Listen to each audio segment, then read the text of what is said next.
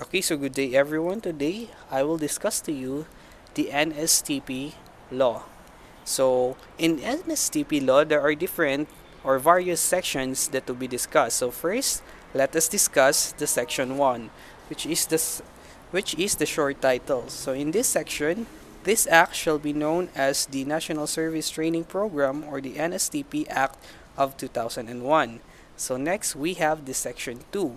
In section 2, it is hereby affirmed the prime duty of the government to serve and protect its citizen. In turn, it shall be the responsibility of all citizens to defend the security of the state, and in fulfillment thereof, the government may require each citizen to render personal, military, or civil service. And recognizing the youth's vital role in the nation building, then state shall promote civic consciousness among the youth and shall develop their physical, moral, spiritual, intellectual, and social well-being. So in this section 2, it has highlighted it or it has been highlighted these three core moral of the students. We have the physical, moral, spiritual, intellectual, and the social being. So these are the characteristics that the students should develop in practicing or in having this NSTP program or the NSTP. So in section 3, we have the definition of terms. So for purpose of this act, the following terms are hereby defined as follows. Number 1, we have the NSTP, which is the National Service Training Program. So it is a program aimed to enhancing civic consciousness and defense preparedness in the youth by developing the ethics of service and patriotism while undergoing training in any of its 3 program components. So its various components are specially designed to enhance the youth's active contribution to the general welfare. So in the NSTP, it is what? It is to promote the youth's volunteerism or the spirit of service. So when you say volunteerism, hindi ito pinipilit, guys. It is for what? It is the service involuntary. So you have to have this consciousness in terms of service. Next, we have the number 2 or the Reserve Officer Training Corps. Again, we have the Reserve Officers Training Corps or the ROTC.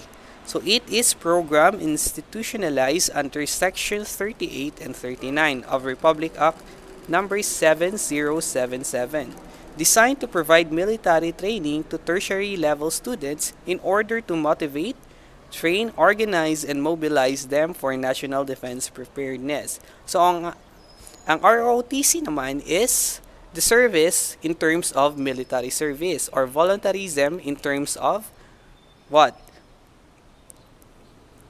Military service. So it is more on physical activities and moral activities to prepare the students into what? Physical defense or national defense, or to promote or develop their patriotism. So next, we have the LTC or the Literacy Training Service. So literacy training service, it is a program designed to train students to become teachers of literacy and numeracy skills to school children, out of school youth, and other segments of society in need of their service. So ang LTS naman is program for those education students who are having this NSTP. Okay? So naka-specialize yung mga education students to have this LTC program.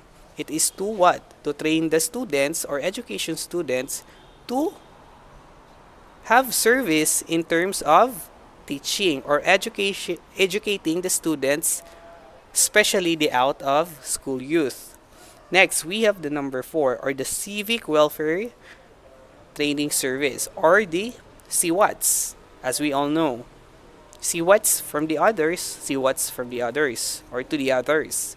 So CWATS, It refers to programs or activities contributory to the general welfare and the betterment of life for the members of the community or the enhancement of its facilities, especially those devoted to improving health, education, environment, entrepreneurship, safety, recreation, and moral of the citizens. So in this CWAS, there are different components that we have to develop. Na-highlight dito guys, we have improving the health, education, environment. So as what you can observe, yung mga students sa CWATS is having this different kinds of cleanup drives, okay? May nagtatanim ng bakawan sa dagat, okay? May naglilinis sa daan for service, okay? So next, we have number 5, the program component. So the program component, it shall refer to the service components of the Nstp as enumerated in section 4 of this act. So we have the section 4. Section 4, establishment of the National Service Training Program or NSTP. There is hereby established a National Service Training Program which shall form part of the curricula of all baccalaureate degree courses and of at least 2 years technical vocational courses, and is a requisite for graduation, consisting of the following service components. We have the ROTC, the CWATS, and the LTS. Okay, let's proceed to the section 5. Section 5 discusses something about the coverage, okay, or all about the coverage of the NSTP. It should be the students, male and female, of any baccalaureate degree course or at least 2-year vocational courses in the public and private institutions shall be required to complete one of the NSTP components or requisite for graduation. Okay? So, dito sa section 5, nakastate na all of the students should take this program as a requisite for graduation. Next, let's proceed to section 6. Section 6 is the duration and equivalent course unit. So, each of the aforementioned NSTP programs components shall be undertaken for the academic period of 2 semesters. So, as what you can observe, we have NSTP 1 and NSTP 2. Okay? So in lieu of 2 semester programs for any of the 2 components of the NSTP, one summer program may be designed, formulated, and adopted by the DND, CHED, and TESDA. Okay, next, let's proceed to the section 7.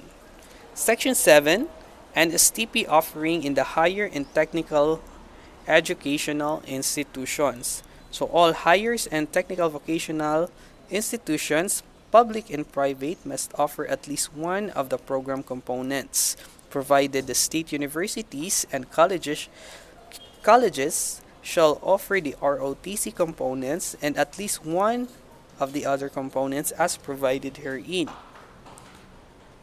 Provided further that the private higher and technical vocational education institutions may have ROTC if they have at least 350 cadet students. So in offering the NSTP, whether during the semestral or summer periods, clustering of affected students from different educational institutions may be done taking into account logistics, branch of service, and geographical considerations. Okay, so let's proceed to section 8.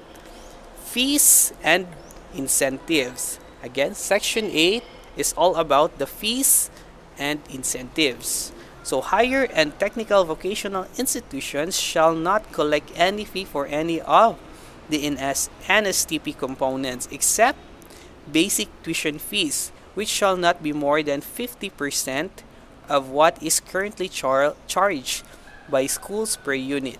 So in case of ROTC, the DND shall formulate and adopt a program of assistance and or incentive to those students who will take the said component.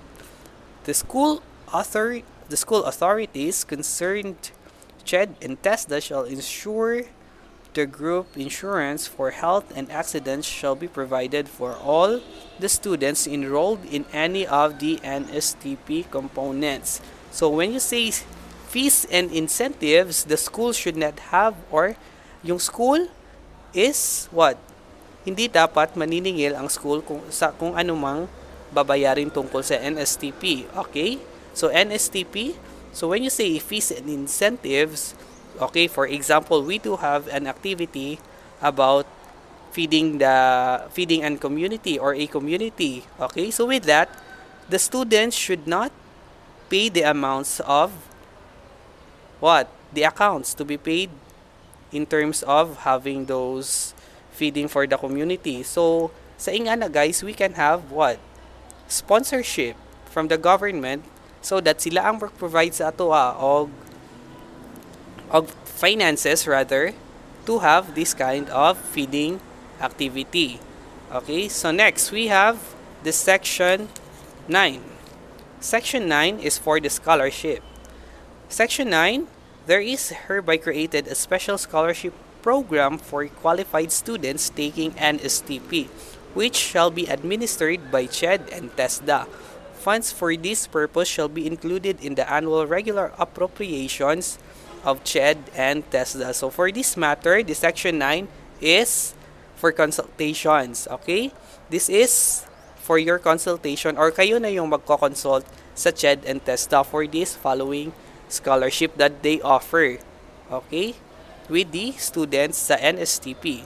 If you do have following or if you have a concern regarding with this subject, you can comment down your questions or concerns. Okay? So medyo nagbabuffer pa tayo guys, because this is the first time that I have done this kind of reporting. Okay?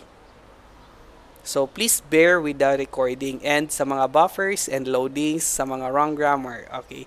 So thank you guys and goodbye.